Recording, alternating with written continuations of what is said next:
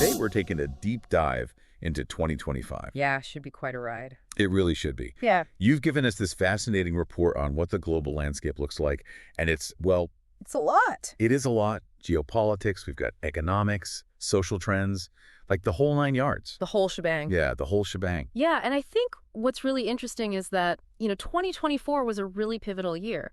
We saw over 2 billion people vote worldwide. 2 billion. Yeah. So that really set off a chain reaction of changes. And I think one of the most notable things we're seeing is this power shift. Okay.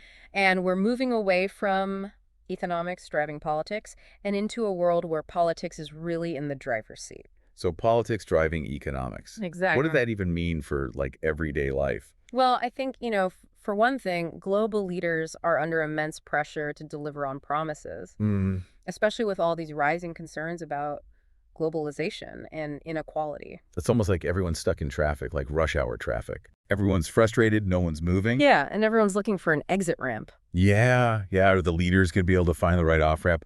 I don't know. It's tough to say, but I think with this pressure cooker environment, we might see some of those traditional economic models that were used to kind of go out the window. Okay.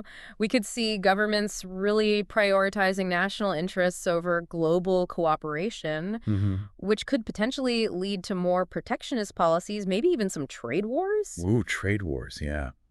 Speaking of trade wars, this report mentions a familiar name. Oh, yeah. Donald Trump. It's a big one. It is a big one. Right. Could we see those America First policies come back? And what would that mean for global trade, round two? Yeah, a potential second Trump presidency is definitely, I don't know, it just throws a wrench into things. It does. I mean, think back to his use of tariffs. Oh, yeah. I mean, that really shook up global trade, right? It did. We could see a repeat of that. And what would that do? Well, I think the impact could be pretty unpredictable, Oh. Affecting everything from supply chains to consumer prices. So maybe not smooth sailing ahead. Yeah, potentially choppy waters ahead. Okay, so instead of smooth sailing, choppy waters. Maybe, yeah. Got it. And what does that mean for just normal people? Well, I think the impact could trickle down to things you buy every day. Your phone, your clothes, groceries. Those are important. They are. Yeah. And those prices are all tied to global trade, and these tariffs could really disrupt those finely tuned systems. So that means Potentially higher costs. for me, For you, for everyone. that's a little concerning. It's definitely something to keep an eye on. Yeah, I'd say so. All right, so while the U.S. might be looking inwards, some other players are making some pretty bold moves on the world stage. Yeah, absolutely. And one that really stood out in this report was China stepping on the gas when it comes to green energy. Yeah, it's interesting because while the U.S. might be a little hesitant, China's really strategically positioning itself as a leader in renewable technologies. So they're going all in. I think so. Interesting. And this isn't just about being environmentally responsible. It's also about controlling the technologies of the future. Oh, so it's strategic. It's not just... It's definitely a power play. Okay. It's about who's going to have the upper hand in the long run. So some countries focusing on the traditional energy sources, but China's looking way ahead. They're playing the long game. Got it. What does that mean for the rest of the world? Well, I think this move could have ripple effects across the global economy, especially when you consider resources needed for renewable energy, like rare earth minerals. Right. And China controls a significant portion of those. So not only are they leading in renewable tech, but they're also controlling the resources. It's a brilliant strategy if you think about it. That gives them a lot of leverage, doesn't it? It certainly does. Interesting. What about other countries? How are they reacting to this? Well, I think this shift is creating a lot of opportunities, particularly in emerging Asian markets. As China invests in green technologies, we can expect to see those investments spill over into countries like Vietnam, Indonesia, and it has the potential to create these new economic powerhouses. So it's a win-win for China and those countries. Potentially, yes. Wow. This is starting to feel like a global game of chess, with each country making calculated moves to secure its position. I like that analogy. Yeah. And speaking of strategic plays, let's talk about another area where the stakes are incredibly high. Technology. Okay, yeah. There's this concept of technological decoupling that's been gaining traction. especially between the U.S. and China. Yeah. And it's like, imagine trying to untangle those old wired headphones, like the ones that used to get all knotted up. Oh, I remember those. That's what the U.S. is trying to do with China in the tech world. It's a complicated process. It is. The U.S. wants to reduce its reliance on China for crucial technologies like semiconductors, 5G infrastructure, AI. I see. And why is that? Well, the report really emphasizes that the U.S. sees this as a matter of national security. Because if one country controls all the tech, they essentially hold all the cards. Especially with economies becoming more reliant on digital technologies. Right, exactly. So it's a big deal. It is a big deal, and this is where things get tricky. How so? Well, trying to disentangle these tech ecosystems is messy, and there are risks involved. Like what? What happens when the two biggest tech superpowers stop playing nice? Right. Does global innovation suffer? It's a possibility. Or do we see new innovators rise to the top?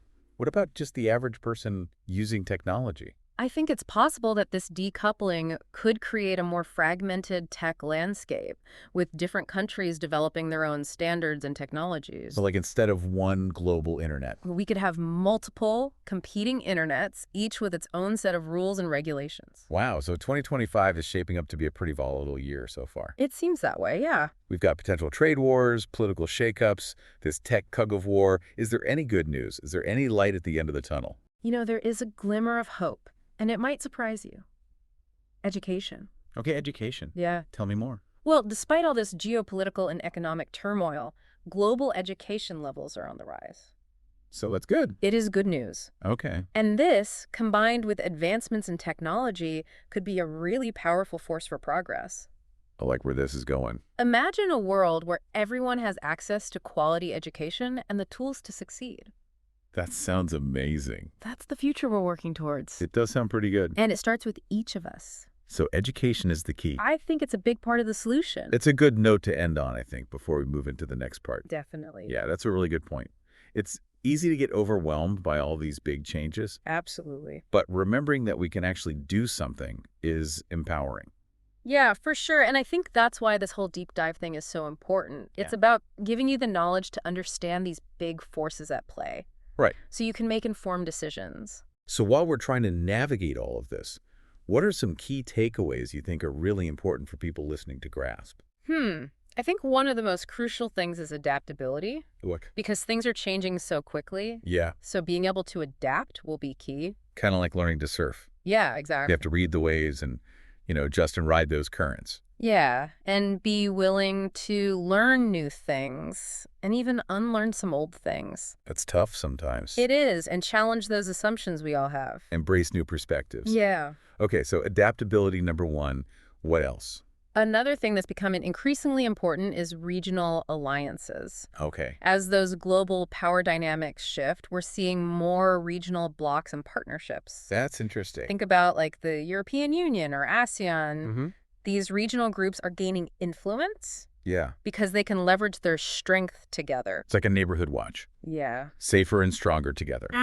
Exactly. And these partnerships are important for things like trade and technology, Okay. where collaboration can really reduce some of those risks we were talking about earlier. That makes sense. Now, the report also talks about some social trends. Yes. And one that was really interesting to me was the increasing focus on well-being and mental health. Yeah, it's a big one. It is. You know, for decades, the focus has been on economic growth, material wealth. Right. But now people are realizing well-being is important too. It's like realizing money can't buy happiness. Exactly. People are looking for fulfillment in other areas of life.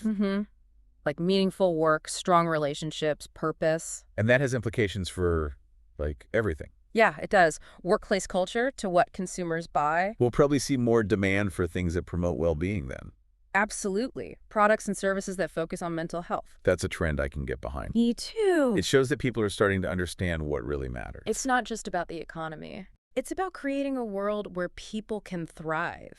Individual. And collectively. Speaking of individual empowerment, there's also this emphasis on lifelong learning. Yeah, that's crucial. Because with all this change, The skills you learn today might be obsolete tomorrow. it's like updating software Yeah, you got to stay updated. to keep up, That means always learning new things. not just college. or a I certificate. know, it's ongoing. You need to evolve and learn. To stay ahead. And that's why stuff like this is so important, Yeah, right? it is a deep dive. Gives you the knowledge to deal with it all. Exactly. Before we wrap up, I want to go back to something we talked about earlier. Okay. The possibility of a second Trump presidency. Yeah.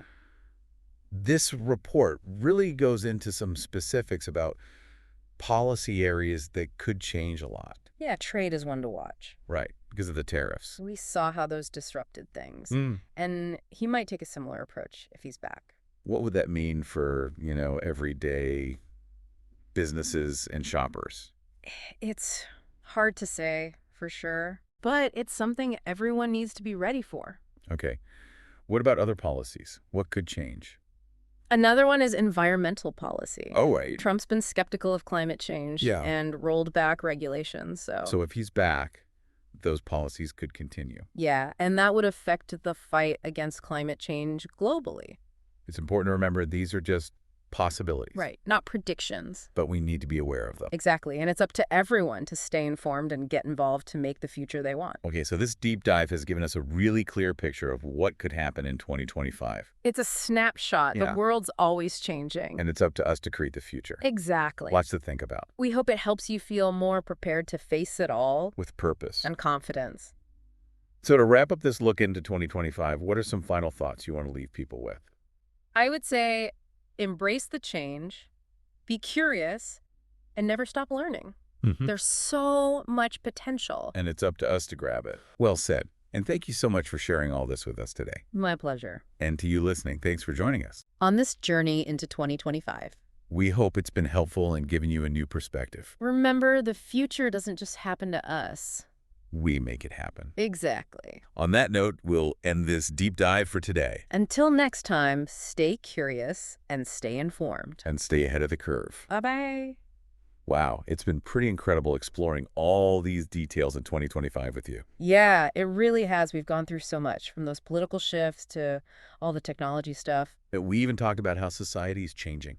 It's a lot. It is. And one thing's for sure, things are changing faster than ever. Yeah, no doubt about that. And with change, comes challenges, but also a ton of opportunities. Absolutely. And this whole deep dive has been about giving you the tools and knowledge. So you cannot just get through it all. Yeah, but really thrive. Yeah, thrive. We talked about how global power is shifting, Yeah. all that potential for economies to get messy. And that race to control future tech. We also got into how important it is to adapt, keep learning, and those regional alliances. Right, and we can't forget about well-being and individual power. As you go from here, think about all this stuff Ask yourself, how can you use your own skills to handle these changes. and build the future you want? The future isn't set in stone. It's a blank canvas. You have the tools to paint it. From this deep dive. So those global trends are out there. But your own journey is what matters most. Taking these ideas and using them in your life. In your work, relationships, your community. So as we wrap up this 2025 exploration, We challenge you. be bold Be curious. and build your own future. A huge thank you to you for guiding us through it all. And to everyone listening, thanks for being here. We hope this deep dive has helped you Spark some curiosity in you. to learn and shape the world. Until next time. Stay curious, stay engaged, and stay ahead of the curve. This is the Deep Dive signing off.